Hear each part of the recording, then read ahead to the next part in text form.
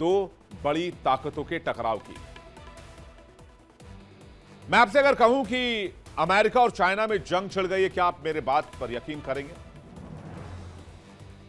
बेशक आप कहेंगे अमेरिका और चाइना में जंग नहीं छिड़ी है, लेकिन अमेरिका और चाइना भिड़ चुके हैं, रसाकसी शुरू हो गई है, और इसे मैं एक तरह से जंग ही मानता हूं। कैसे, आइए देखते हैं।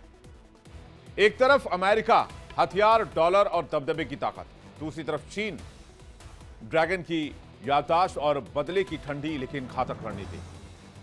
और सवाल सिर्फ टैरिफ तक नहीं रह गया, अब सवाल ताइवान का आ गया है और चीन के ईगो का आ गया। क्या अमेरिका और चीन अब टकराव की उस लाइन तक पहुंच गए हैं जहां से जंग की शुरुआत हो सकती है?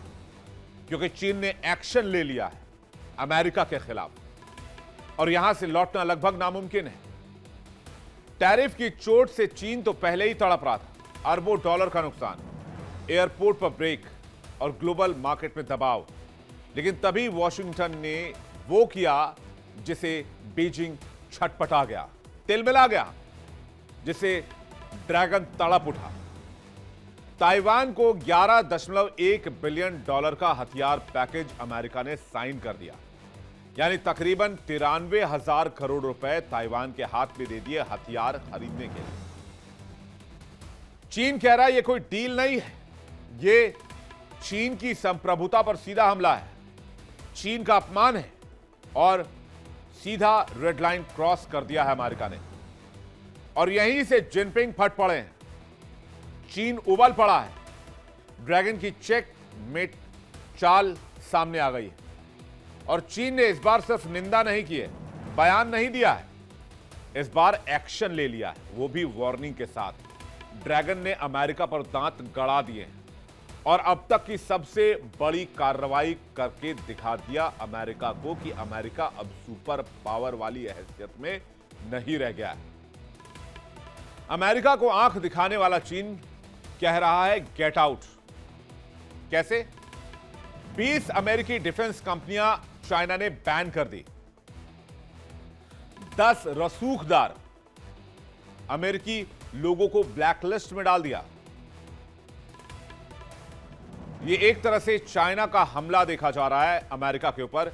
यह सिर्फ आर्थिक हमला नहीं है, यह पावर शो की शुरुआत है। यह संदेश है अगर ताइवान को छुआ तो हम अमेरिकी सिस्टम हिलाकर रख देंगे। और अब जरा उन नामों को समझिए जो चीन ने बैन लिस्ट में डाला है। कौन कौन लोग ड्रैगन के निशाने पर आए हैं और किस कंपनी से जुड़े हुए हैं, आप जब जानेंगे तो आपके होश उड़ जाएंगे। सेंट लुइस ब्रांच बोइंग, दुनिया की सबसे बड़ी विमान निर्माता कंपनी, इसको बैन कर दिया चाइना ने।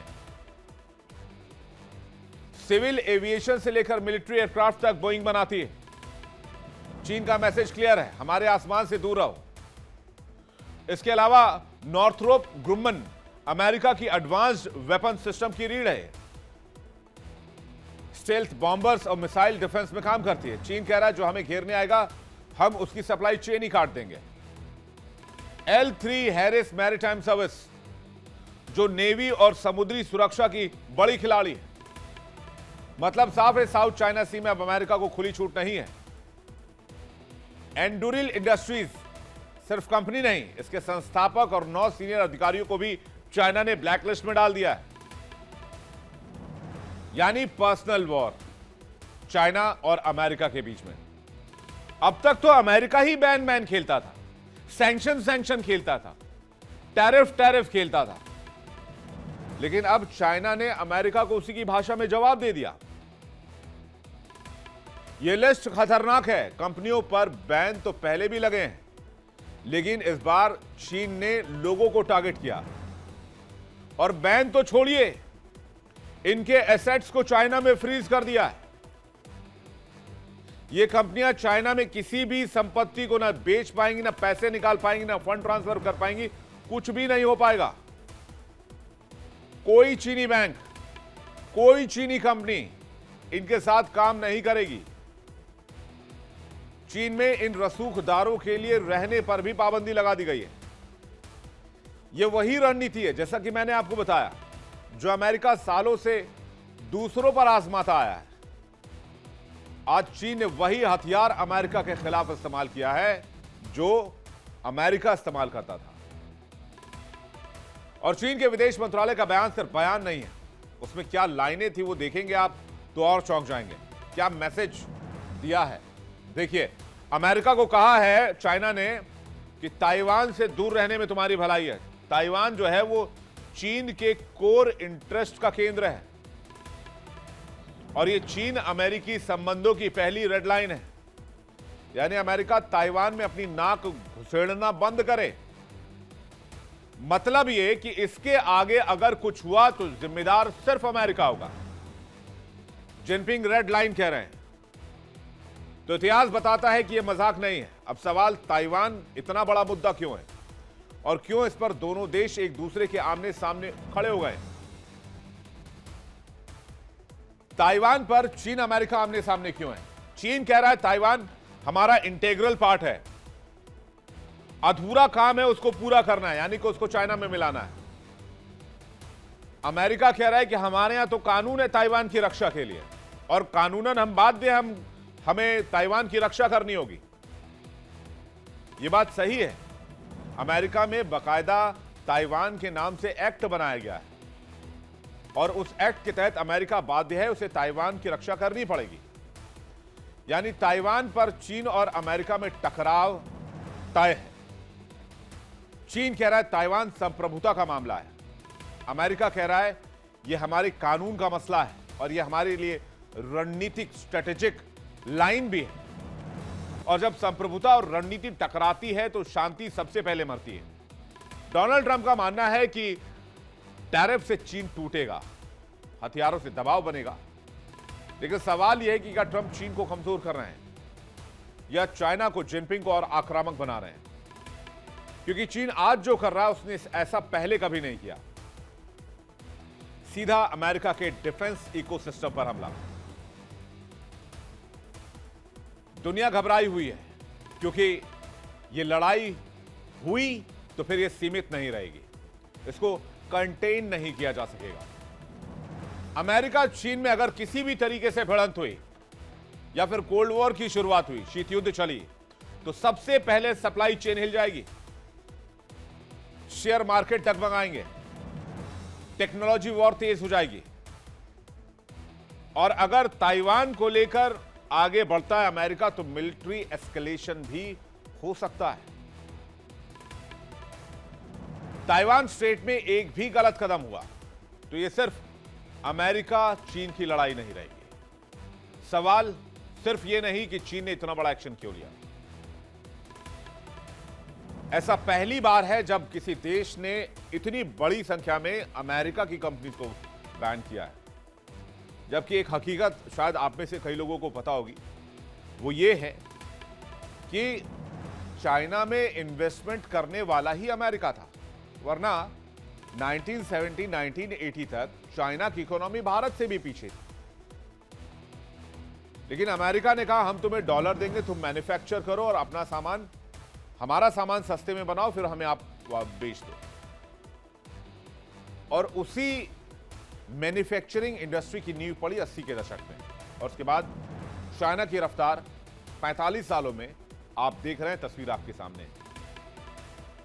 तो अमेरिका यह सोच रहा है कि जिसको मैंने खड़ा किया आज वो मुझे आंखें दिखा रहा है। तो सवाल यह, क्या अमेरिका पीछे हटेगा? क्या ट्रंप ईगो की इस लड़ाई को और आगे ले जाएंगे? क्योंकि अमेरिका की तरफ से अभी रिएक्शन नहीं आया है। और आप डोनाल्ड ट्रंप को जानते हैं, 1 साल का रिजीम आपने देखा है। डोनाल्ड ट्रंप इस फैसले के बाद नहीं रुकेंगे, जवाब आना लाजमी है, चाहे वो टैरिफ के जरिए आए, चाहे वो किसी और तरीके से आए, चाहे वो ताइवान को और फंडिंग करके आए या ताइवान को और हथियार देकर आए, लेकिन जवाब आएगा। तो क्या ड्रैगन अब पूरी ताकत से दहाड़ेगा? क्योंकि ताइवान सिर्फ आइलैंड नहीं है, वो आज वर्ल्ड वॉर का संभावित ट्रिगर पॉइंट बन चुका है। अब सवाल यह आता है कि चीन ताइवान के पीछे क्यों है? यह कहानी क्या है? एक छोटा सा द्वीप, लेकिन इसके साथ ही दुनिया की शांति दांव पर लगी है। चीन की प्रतिष्ठा दांव पर लगी हुई है, अमेरिका की ताकत, बादशाह दांव पर लगी हुई है। और दुनिया की स्थिरता दांव पर लगी हुई है। ताइवान को लेकर कहानी क्या है, यह भी आपको जल्दी से बताते हैं। चीन कहता है कि ताइवान कभी अलग देश था ही नहीं, वह हमेशा से चीन का हिस्सा रहा है। 1949 में चीन के गृह युद्ध के बाद कम्युनिस्ट पार्टी ने मुख्य चीन पर कब्जा किया। पुरानी सरकार जो कुओमिंतांग की सरकार थी, वो भागकर ताइवान चली गई। तब से चीन मानता है कि ताइवान एक अलग प्रांत है जिसे वापस लाना है और चीन का ही इंटीग्रल पार्ट है। और असली पावर गेम अगर आप देखेंगे चाइना में, तो जिनपिंग सिर्फ राष्ट्रपति नहीं है, वो चीन का मजबूत चेहरा है। उनके लिए ताइवान नेशनल सिक्योरिटी, राष्ट्रीय गौरव और पार्टी की ताकत और उनकी लीडरशिप का इम्तिहान बन चुका है। क्योंकि अगर ताइवान हाथ से गया, या यूं कहें ताइवान के पक्ष में अमेरिका खड़ा रहा और अमेरिका और ताइवान की इस दोस्ती को जिनपिंग चैलेंज नहीं कर पाए, तो ये जिनपिंग की सबसे बड़ी नाकामी मानी जाएगी। और यही वजह है कि जिनपिंग नरमी नहीं बरत रहे हैं, हर संभावित और कड़े एक्शन को लेने के लिए तैयार है, जिसकी वजह से अमेरिकी कंपनी तक को बैन किया गया है। ताइवान के मामले में चीन थोड़ा सा डरा हुआ है। ताइवान में आज अपनी सरकार है, ताइवान के पास अपनी सेना है।